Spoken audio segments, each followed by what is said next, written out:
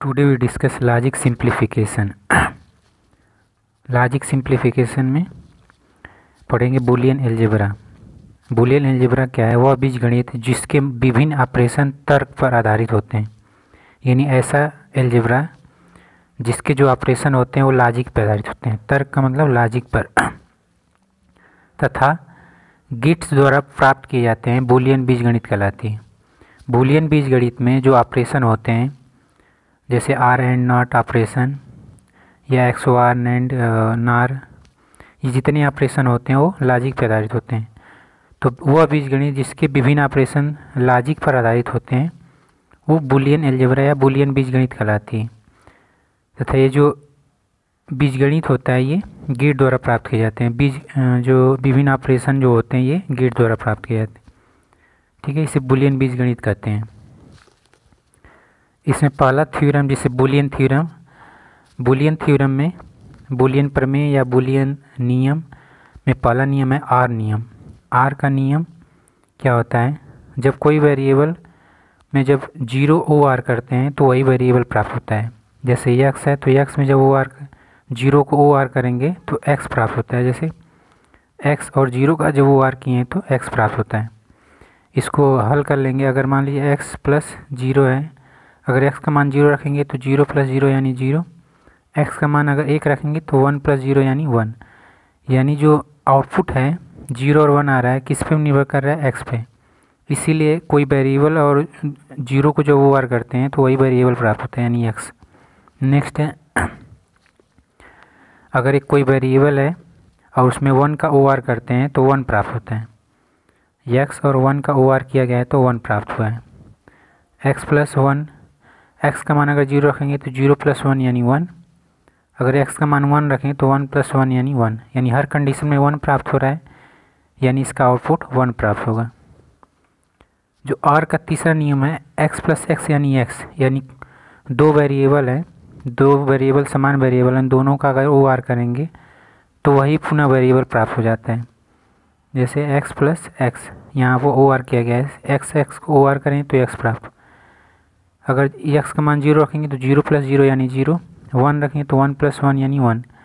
यानी जो आउटपुट है x पर निर्भर कर रहा है, इसलिए इसका आउटपुट क्या आएगा? x। नेक्स्ट है x प्लस एक्स बार। अगर एक वेरिएबल है और दूसरा उसी का इन्वर्ट वेरिएबल है, दोनों को जब ओ आर करेंगे तो आउटपुट 1 आता है।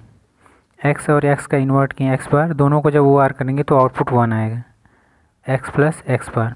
अगर x का मान 0 रखेंगे तो 0 प्लस x का इन्वर्ट 1 यानी 1।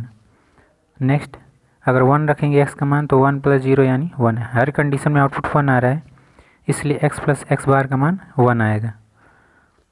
नेक्स्ट है एंड लॉ।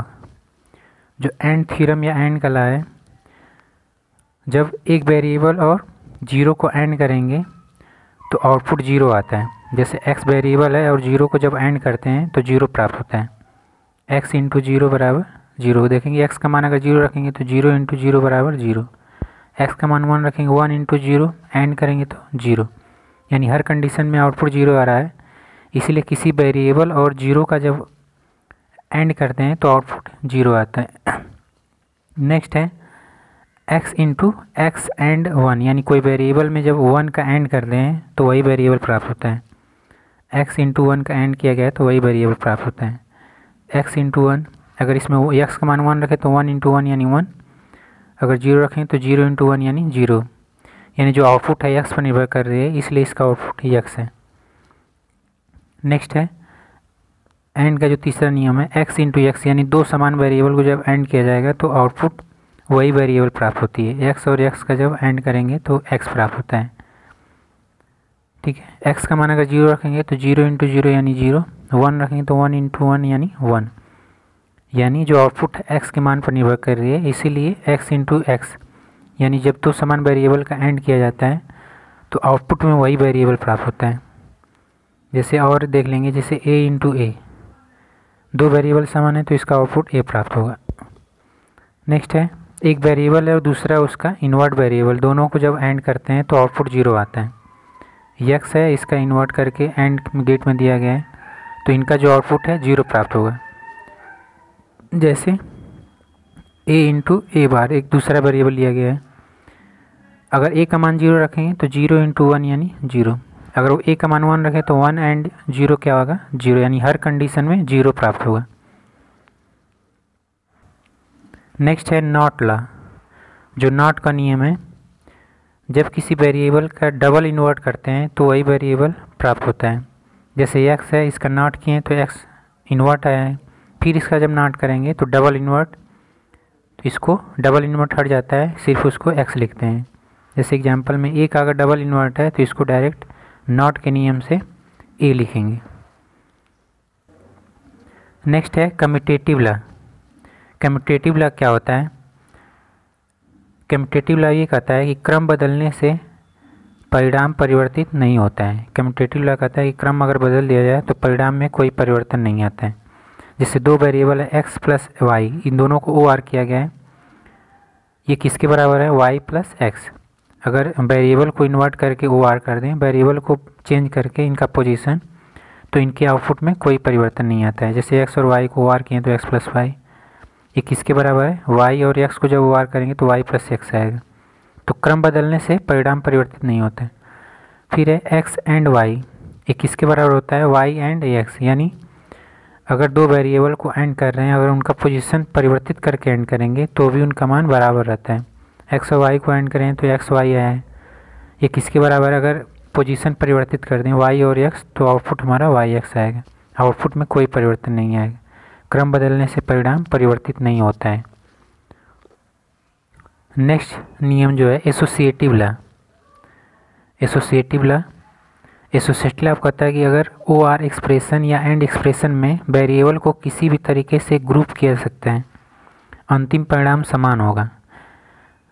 अगर ढेर सारे वेरिएबल हैं, उनका अगर OR कर दिया जाए तथा एंड कर दिया जाए, किसी भी तरीके से OR या एंड कर दिया जाए, तो उनका जो अंतिम परिणाम होता है वो समान होता है। जैसे यहाँ है x, तीन वेरिएबल हैं x y z, इनको इस तरह से OR किया गया है x plus y plus z, यानी ये ग्रुपिंग में कर दिया गया है, y प्लस जेड को OR करके x में OR कर दिया गया है। अगर इसको x प्लस वाई, x और y को ग्रुप करके OR कर दें और फिर प्लस जेड में OR कर दें तो परिणाम हमारा परिवर्तित नहीं आता है, यानी इसमें जो परिणाम आएगा इसमें भी परिणाम बराबर आएंगे, x plus y plus z. Next है x ग्रुप में वाई जेड, x को वाई जेड से एंड किया गया है, या इसको अगर x y का एंड कर दें जेड से तो भी परिणाम हमारा x y जेड दोनों कंडीशन में है।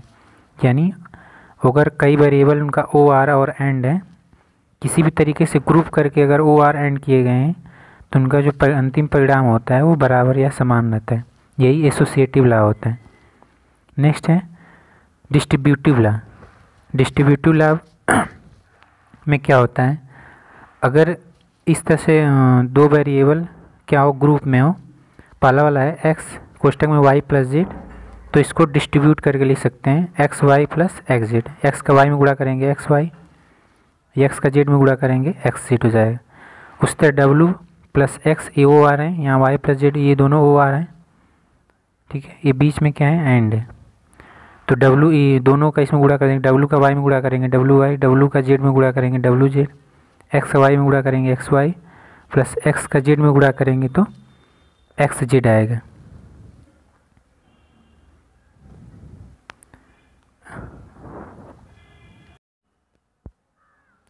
जो नेक्स्ट है इसमें और था, इस नियम के अनुसार सामान्य बीजगणित की भांति लॉजिक एक्सप्रेशन को पद से गुणा कर बढ़ाया फैक्टराइज किया जा सकता है। डिस्ट्रीब्यूटिव लॉ कहता है कि इस नियम के अनुसार सामान्य बीजगणित की भांति जो लॉजिक एक्सप्रेशन होते हैं उनको पद से गुणा कर बढ़ाया जा सकता है या फैक्टराइज किया जा सकता है। जैसे इसमें किया गया है x का y में y और z में गुणा किया गया, इसमें w प्लस एक्स का y प्लस जेड में गुणा किया गया, तो ये गुणा किया जा सकता है और फैक्टराइज भी किया जा सकता है, यानी भाग भी दे सकता है। नेक्स्ट जो इम्पोर्टेंट नियम है, जो आर एंड नॉट के अलावा एसोसिएटिव, डिस्ट्रीब्यूटिव या और बाकी नियम के अलावा जो x प्लस एक्स वाई होता है ये x के बराबर होता है। ये इंपॉर्टेंट है। x प्लस एक्स वाई किसके बराबर होता है? x के। उसी तरह x प्लस वाई जेड किसके बराबर होता है? x प्लस वाई एक कोष्टक और दूसरे कोष्टक में x प्लस जेड के बराबर होता है। नेक्स्ट तीसरा जो है x प्लस एक्स बार वाई किसके बराबर होता है? x प्लस वाई के बराबर होता है, ठीक है। उसी तरह अगर इस तरह अगर लिखा होगा कहीं ए प्लस ए बार बी, तो इसको क्या लिखेंगे, ए प्लस बी लिखेंगे। तो ये तीनों इम्पॉर्टेंट हैं। एक्स प्लस एक्स वाई किसके बराबर होगा, एक्स के। एक्स प्लस वाई जेड किसके बराबर होगा, एक्स प्लस वाई, और एक क्वेश्चन में एक्स प्लस जेड के बराबर होगा। अगर एक्स प्लस एक्स बार वाई है तो उसको हम डायरेक्ट वहाँ एक्स प्लस वाई लिख सकते हैं।